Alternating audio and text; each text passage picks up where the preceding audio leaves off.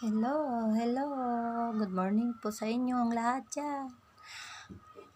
Good morning at magandang tanghali sa tanghali at magandang gabi sa gabi. Alam nyo ba? Ako pala si Ninita Salazar Balaga na taga MacArthur, Leyte. Sana magustuhan nyo ang bagong channel ko dahil ginawa ko ito para sa mga taong matutulungan ko, lalong-lalo na sa kung pag-usapan natin ang tungkol sa ating kaluluwa. Alam nyo ba, dapat natin ang ating kaluluwa ay hindi mapahamak. Kasi pag napahamak ang ating kaluluwa, alam nyo naman, sino marunong sa inyo ng impyerno? Taas ang kamay.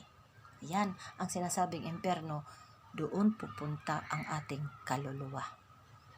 Kaya, bago natin ito talakayin, gusto ko ang ating pag-usapan dito ay yung tungkol sa ating Diyos.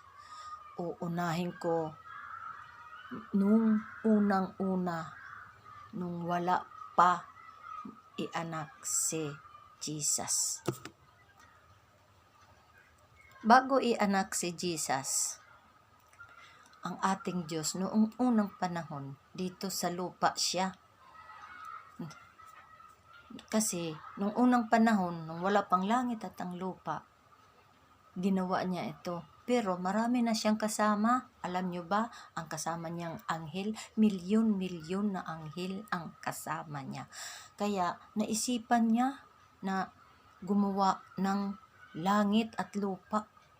Kaya isang sangbit lang niya. Nagkameroong langit, nagkameroong lupa. At nung gumawa siya ng langit at lupa, ang dilim-dilim nun. Sabi dito sa Bible, ang dilim-dilim.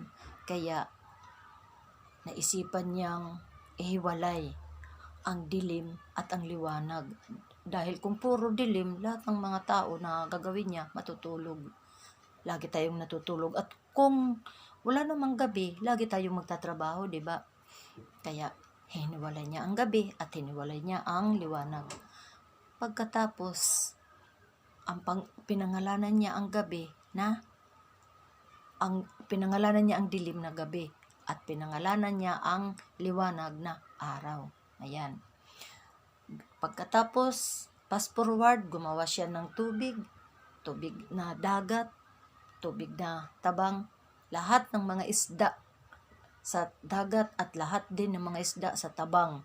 At sinabi niyang lahat ng mga hayop ay dumating. Kaya dumating ang lahat ng mga hayop, ibang uri ng mga hayop. Pagkatapos sabi niya, magkamayroong mga kahoy na iba-iba. At kahoy na namumunga na kinakain natin at kahoy din na walang bunga. At may kahoy din na may bunga pero hindi makakain kasi nakakalason yun. At sari-sari ding bulaklak na maganda tingnan. Iba-iba ang color ng bulaklak. Ang gaganda ng mga bulaklak. Ayan. At pagkatapos, sa ika-6 na araw, gumawa siya ng tao. Kumuha siya, nagdakot siya sa isang dakot na buhangin at hinipan niya. Ang paghihip niyon, hindi bunganga ha. Kasi tatalsik yung mga buhangin. Kaya ang ginawa niya, ilong ang ginamit niya. At sabi niya,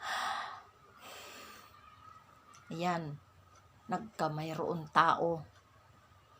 Naging buhay ang tao na ang buhangin na hinipan niya sa pamamagitan ng ilong niya.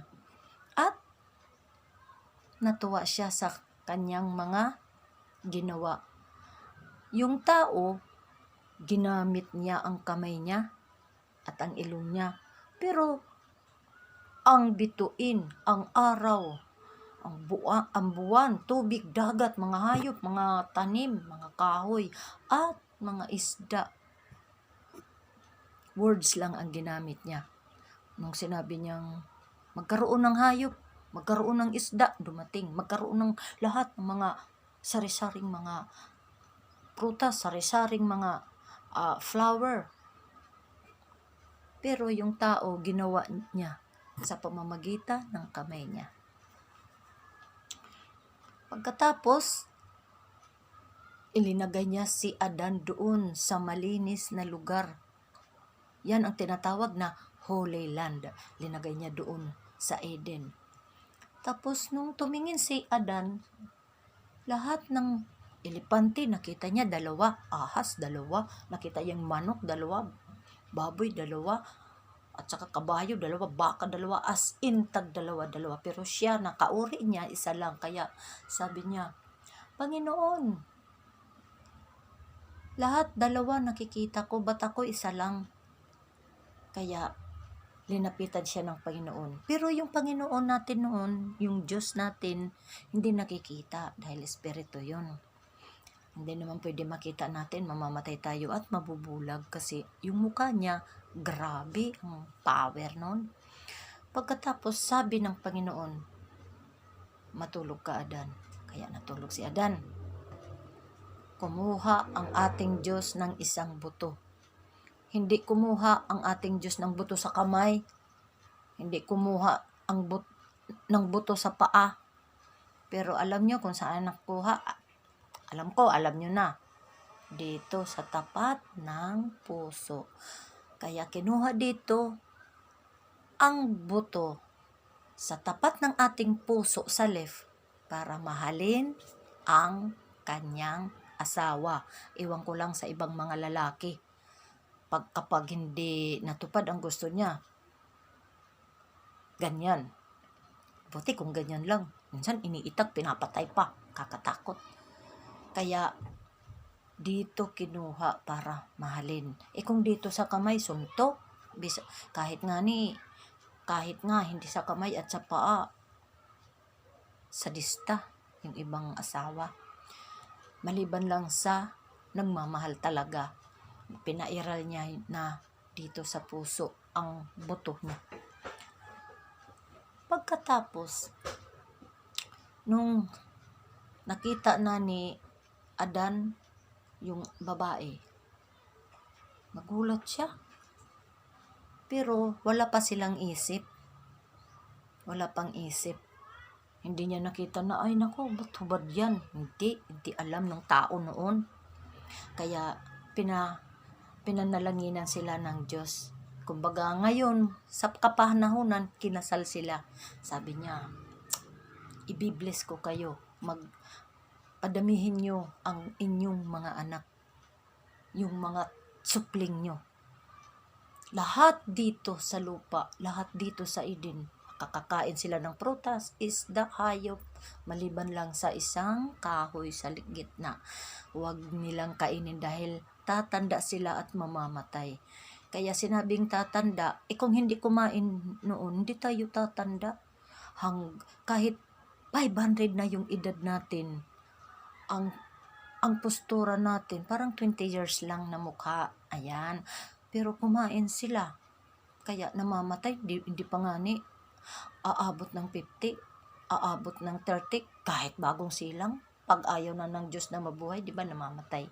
Dahil yan sa kanunuan natin na hindi sinunod ang bilin ng ating Diyos. Ayan. Kaya, nagsama na sila. Hubot-hubad. Yan. Masaya sila. Yung Satanas noong panahon, dito na pala sa lupa.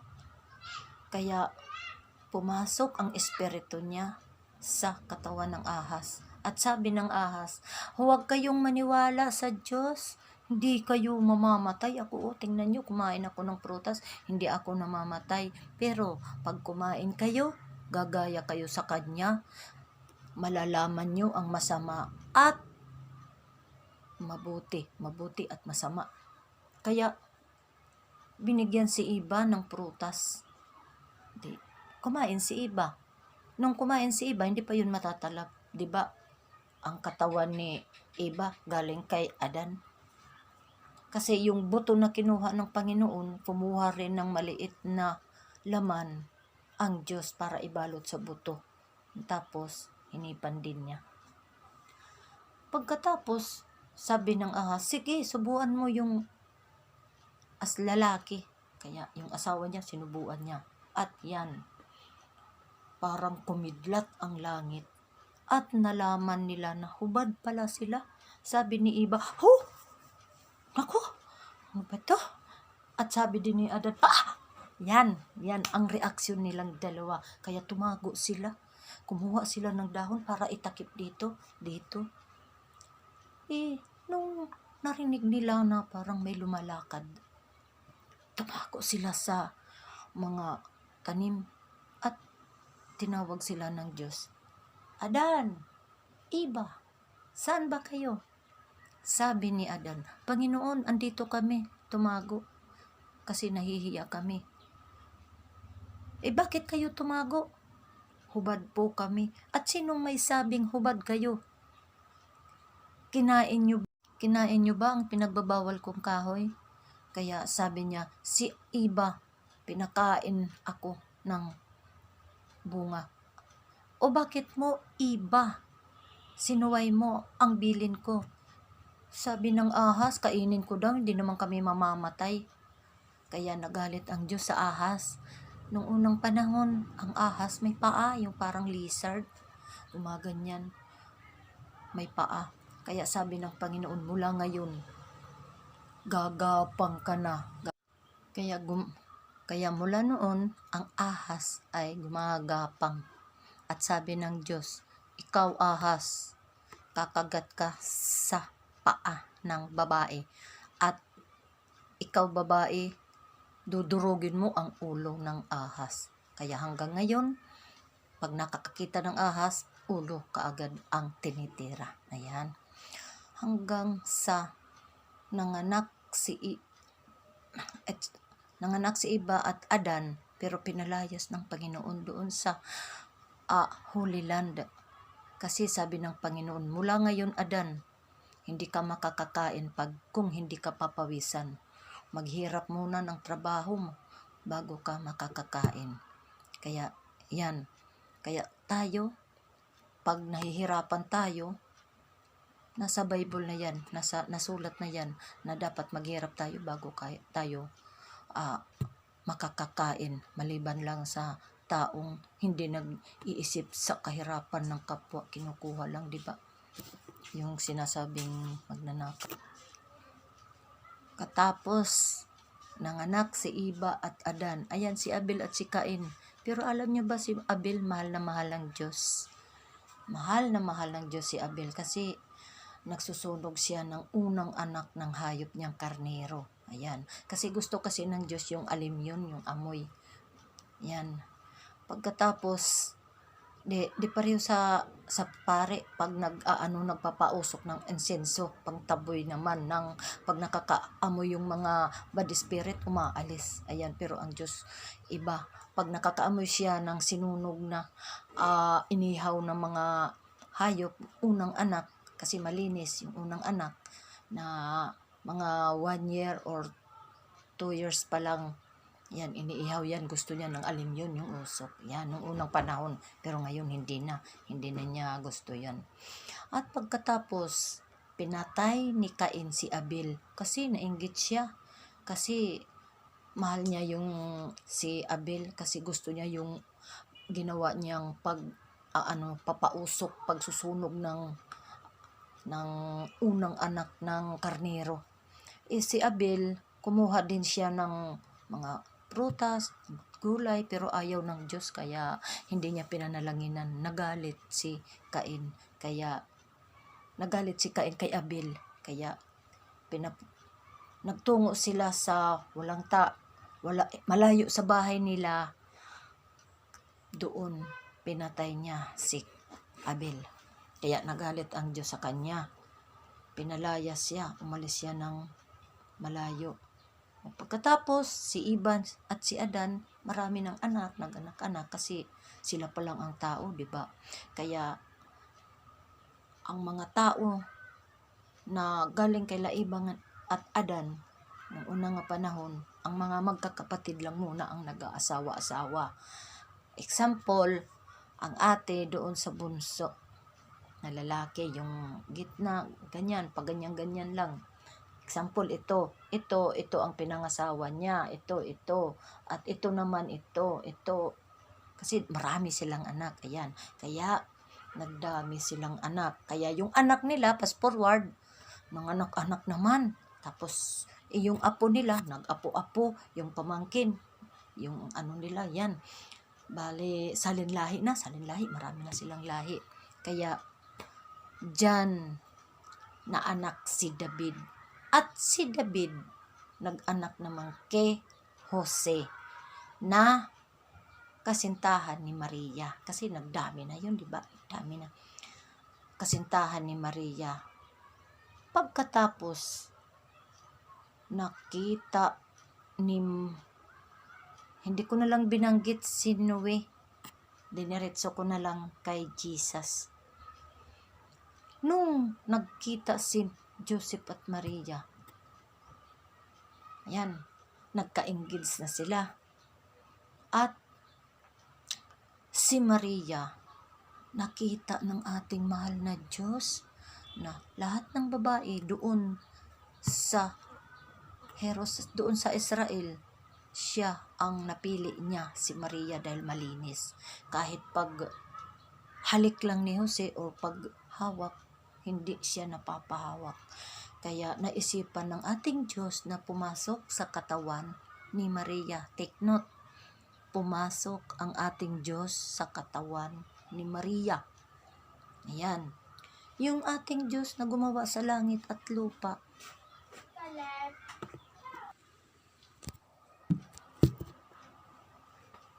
Kaya nung sabi ni Joseph, nalaman niyang magbubuntis si Maria, umalis siya. Nagtangka siyang lumayas. Paano buntis si Maria? Hindi naman siya nakahawak.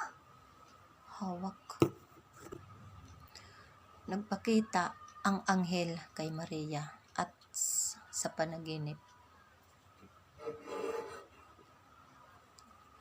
Kay Jose sa panaginip. Kay Maria, personal na nagpakita pala ang anghel kay Maria at sabi ni Gabriel sa kanya, Maria, magdadalang tao ka sa pangalan ng Diyos Espiritu Santo.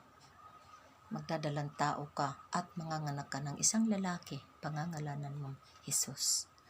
Kaya sabi ni Maria, sana matupad sa sinabi niya at gagawin niya kung ano ang ibig ng Diyos. Ayan, kaya nagbuntis si Maria at sabi ni Gabriel sa kanya na hindi siya magpapagalaw kay Joseph. Kaya nung nalaman ni Joseph na buntis si Maria, gusto niyang lumayas, gusto niyang hiwalayan si Maria. Kaya nung natulog si Joseph, sabi ng anghel sa panaginip niya, Joseph, anak ni David, ipagpatuloy mo ang pag-aasawa kay Maria dahil nagdadalang tao siya sa Diyos Espiritu Santo. Sabi ni Gabriel kay Jose, habang nasa tiyan ang Diyos, huwag mong gagalawin si Maria hanggang makapanganak. Kaya pinagpatuloy ni Joseph na maging kabiyak si Maria hanggang sa manganak si Maria. At pagkatapos, fast forward, nung nanganak si Maria, wala nang bahay na pinapaglagyan niya. Bakit naman saan kaya doon sila tumira? Hindi naman nakalagay sa Bible. Pero ang sabi, nung nanganak si Maria, kasi hinahanap sila ni Herodes, yung hari noon. Nung malapit na manganganak na si Maria, humanap sila ng mga bahay. Pumunta sila sa Bethlehem, doon nakapanganak. Mayroon nagpaakyat sa kanila, pero tangkal naman ng hayop, doon nanganak sa sabsaban. Kaya nanganak siya doon. Fast forward,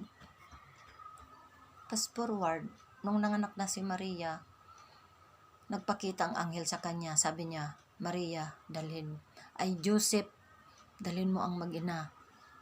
Dinala nila sa Ehipto. Kasi hinahanap ni Herodes. Yan, hanggang na namatay si Herodes, bumalik naman sila. Pagkatapos fast forward, lumaki na si Jesus. Wala na doon si Herodes. Lumaki na si Jesus. 12 years old na si Jesus. Doon, habang pumunta sila Maria doon sa templo, pumasok sa templo si Jesus. 12 years old na bata, ha? Doon umupo siya sa harapan ng maraming tao at nagsalita. Akala naman ni Maria nakasama niya yung bata. Kaya lakad sila ng lakad, kasi maraming tao eh. Lakad sila ng lakad. Hindi nila napansin.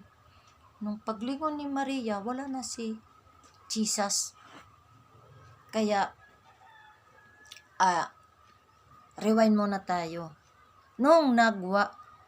Mula nung ianak si Jesus, pag 8 days niya, ipinatuli siya. Kaya tinuli si Jesus. Ayan, kaya tradisyon nating mga taong tinuli. Hindi gaya sa iba na walang tuli. Pero yung Pilipino, lahat siguro tinuli. Kaya yan ang ating tradisyon, tuli. Balik na natin na naman. Nung nagpaiwan si Jesus doon sa templo, nangaral siya sa lahat ng mga tao doon. May matatanda, may lulo, may lula. Yan at ang sabi niya, makinig kayo. Mayroon akong mensahe sa inyo. Huwag kayong gumawa ng masama. Ibigin nyo ang kapwa. Patawarin nyo ang nakakasala sa inyo. Magbigay kayo sa wala. Tulungan nyo ang nangangailangan. At unang-una, mahalin nyo ang Diyos na nasa langit. Kapag ito ay inyong susundin, ang inyong kaluluwa ay mapapasalangit dahil hinanda na ng Diyos ang inyong kalalagyan. Sabi ng isang matanda, bakit marunong ka? Parte na istorya sa langit. Ano ang sabi ni Jesus? Wala pa kayo, nandyan na ako. Simo? Pagkatapos sabi nila, si Jesus, lalo na sa mga iba na mga relihiyon, si Jesus, isang tao. Ay nako, marami nang patotoo dyan. Hindi naman tao, nagpakatao. Kasi ang isip niya na kung lagi na lang siyang espiritu, di ba? Hindi siya nakita nila Adan at Eva, naglalakad, hindi. Pero naririnig ang tunog ng mga paa. Di ba? Walang laman dahil espiritu. Kaya pumasok siya sa katawan ni Maria para maging katawang tao. Ayan ang ginawa ng ating Diyos. Pagkatapos, nung sabi ni Jesus na nung wala pa kayo, nandyan na ako. Kaya namangha ang ibang mga tao doon. Namangha ang mga tao. Kaya kayo, may YouTube or cellphone kayo na touchscreen, hanapin nyo sa YouTube ang pagtuturo ni Jesus. Ayan, hanapin nyo yan. Pagkatapos, fast forward na naman, si Jesus ay nangulikta ng mga kasapi niya. Ayan si Felipe, si Juan, 2 Juan dyan, si Marcos, si Mateo, si Pedro, si Pablo. Ayan si Jacob, mahal na mahal niya yan si Jacob. Ayan si Jacob. Alam niyo bang istorya ni Jacob? Dahil pinahirapan siya ng demonyo. Pero ang demonyo nakipag-usap sa Diyos. Sabi niya, papahirapan ko yung tao mo, sabi ng ating Diyos. Sige, pahirapan mo, wag mo lang patayin.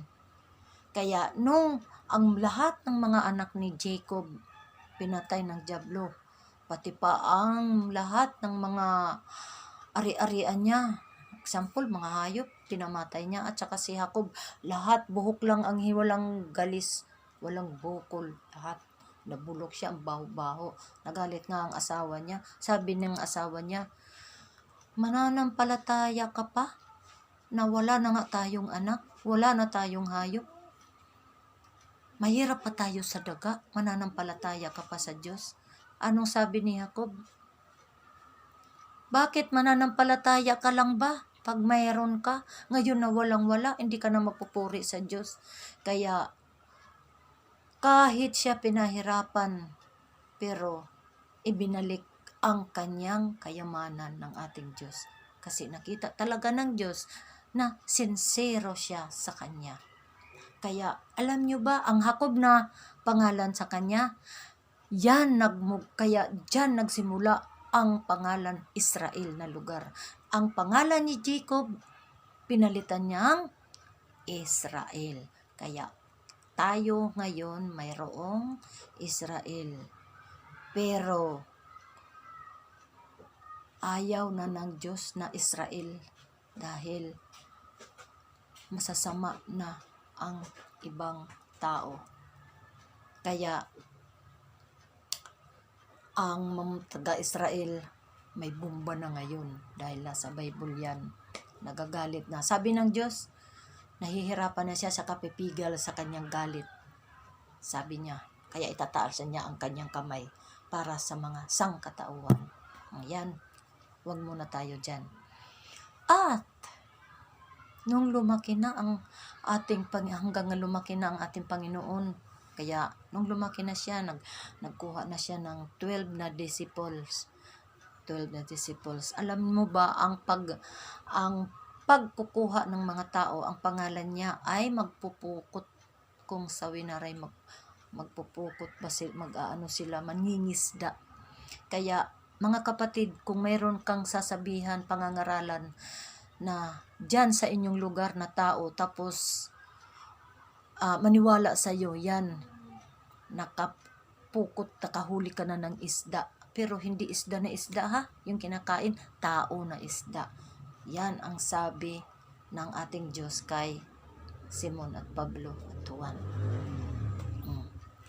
Nung si Jesus 30 years na, nagpaparamdam na siya sa kanyang mga 12 disipulos, sabi niya,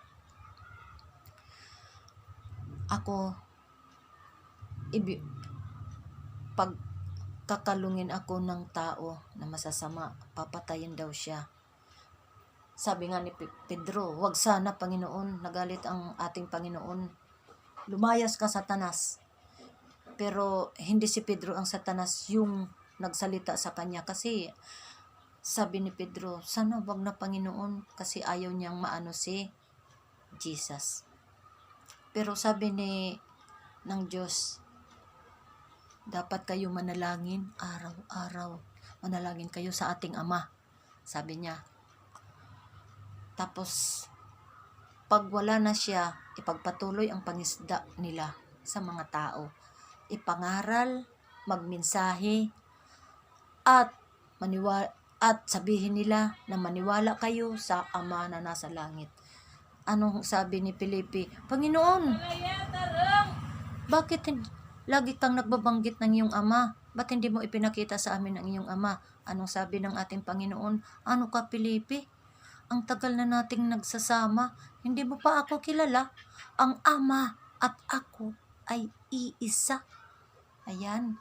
Kasi nung hindi pa pumasok ang Ama sa tiyan ni Maria, at nung lumabas, pinangalanan ng Jesus, At nung pinako siya sa krus na namatay, is sa Diyos Espiritu Santo. Kasi kaya ang sabi sa ngalan ng Ama, nung ang Diyos hindi pa pumasok kay Maria. Nung pumasok at ipinanganak ni Maria ng anak, at Diyos Espiritu Santo nung pinako sa krus na namatay dahil bumalik siya. Ayan. Yan ang istorya ng ating Panginoon. At mula ako, nung namulat ako, anong relihiyon namin? Baptist, Christian Baptist. At pagkatapos, nung namatay ang tatay ko, kasi doon kami sa Olongapo, nung namatay ang tatay ko, pinauwi dito kasi may sakit siya na tuberculosis. Pinauwi dito sa MacArthur. Ako iniwan doon sa Olongapo, doon ako nag-aral. Pagkatapos, nung namatay ang tatay ko, umuwi ako. Kasi gusto ko siyang makita na hindi naman naabutan kasi walang nabalsamo. Linibing kagad. Gusto ko nga anuhin yung lupa kasi hindi naman naka-semento. Hinawakan ako, wag na yan, mabaho na daw. Kahit kasi gusto ko kasi ano ba yun sa Tagalog, yung sa Bisaya, kasi Bisaya po kami, kabkaba. Yung gaganyanin yung lupa para makita ko lang ang tatay ko. Pero hinawakan ako. Huwag na daw yan. Kaya pinabayaan ko na lang. Pagkatapos, nakapag-asawa ako, hindi na ako bumalik ng Manila. Nakapag-asawa ako, 10 ang naging anak ko. At yung 10 na yan, sabi nila, pabinyagan daw sa Katoliko. Kaya pinabinyagan ko. Pagkatapos nung ika-10 kong anak, bumalik na naman ako sa baptist kasi yung eldest ko, nagbaptist siya. Pagkatapos, may parang hindi siya komportable, sumimba siya doon sa born again. At sabi niya, Mama, dito din tayo sa born again. Kaya ayaw ko nga sana. Gusto ko nga doon. Pero sabi ni Alma, pareho lang daw. Walang mga santo. Sabi ni Alma, doon kami. Kaya nag-try ako. Nung una, tawang-tawa ako. Kasi gumaganyan ang kamay nila. Gumaganyan. Tawang-tawa talaga ako nung una.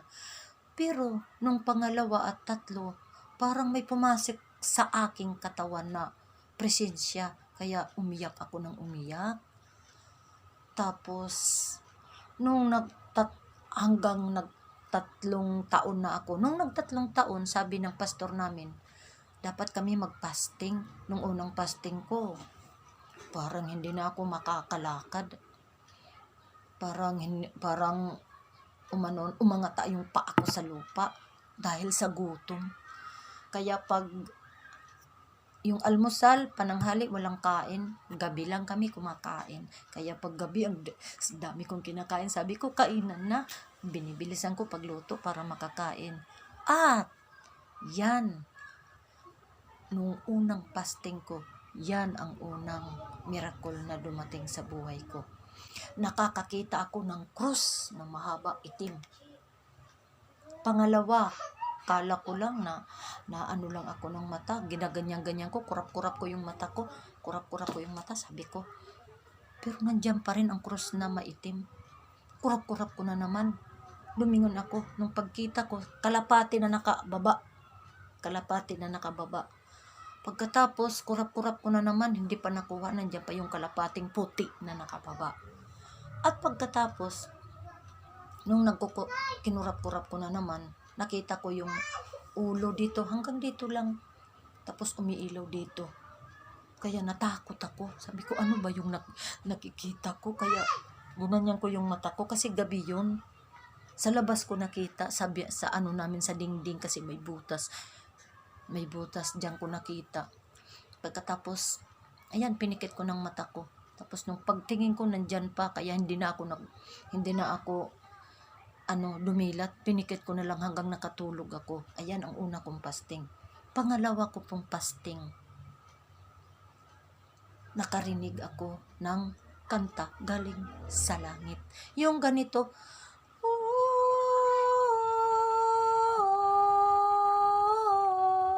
hindi ko lang pinansin nung una. Huminto. Inulit ang kanta. Sabi niya, parang lumakas. Parang nasa ilalim ng kuweba na naiko. Sabi niya,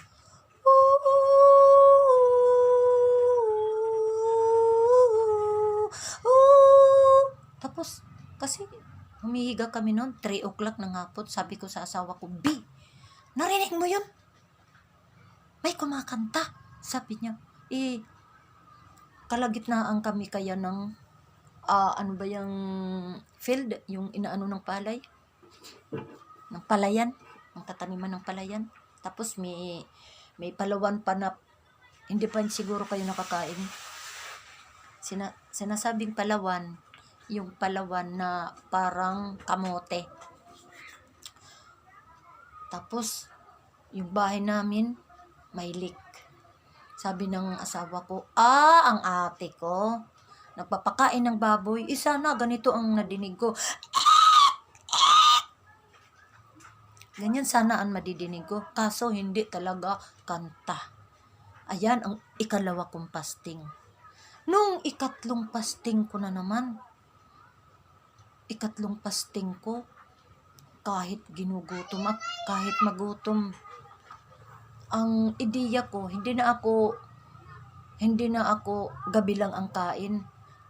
Sa aga ako kumakain. Yung almusal, tanghali at gabi, hindi ako kumakain. Bukas na naman ng aga.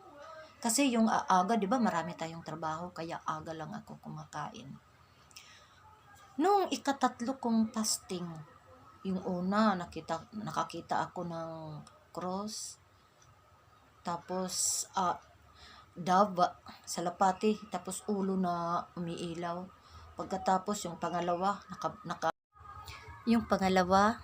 nakarinig ako ng kanta ng mga angel, maraming angel.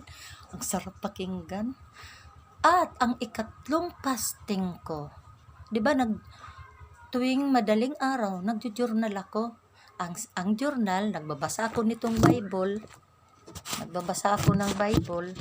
Tapos, ang magandang message nito, yan, ang magandang message nito, isinusulat ko dito sa notebook. Ang pangalan nito ay journal. Ayan, journal. My journal. Ayan. Ito pa. Marami na akong journal. Ito pa. Tingnan mo. Puno na. Ayan. Puno na. Mga message. Ayan. Sinulat ko. Ito pa nga. Ayan. Marami akong journal. Pinakita ko sa inyo kasi yan ang sabing to see is to believe.